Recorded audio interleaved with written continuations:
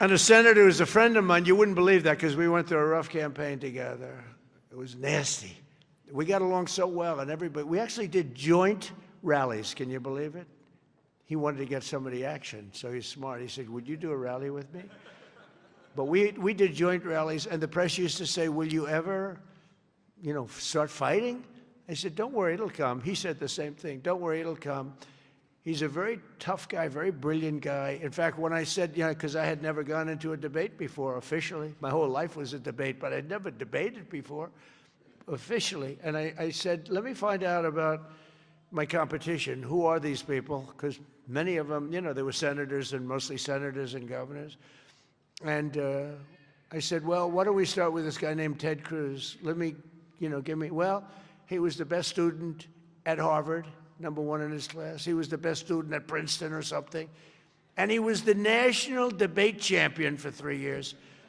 And I said, well, I don't like that. I didn't know that. I don't like that. And he was a very good debater, I will tell you that. He was a smart guy.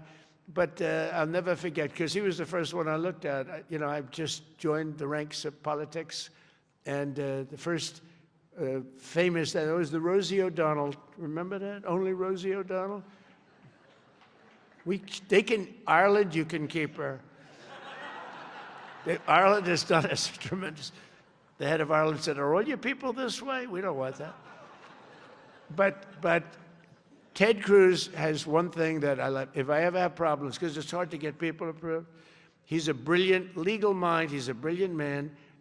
If I nominate him for the United States Supreme Court, I will get 100% of the vote. The Democrats will vote for him because they want to get him the hell out. And the Republicans will vote for him because they want to get him the hell out, too. Where's Ted? Where are you, Ted? And with all of that being said, he's a great guy, too. He's a great guy. We've become friends, and he's a very effective person, too. Thank you, Ted, very much.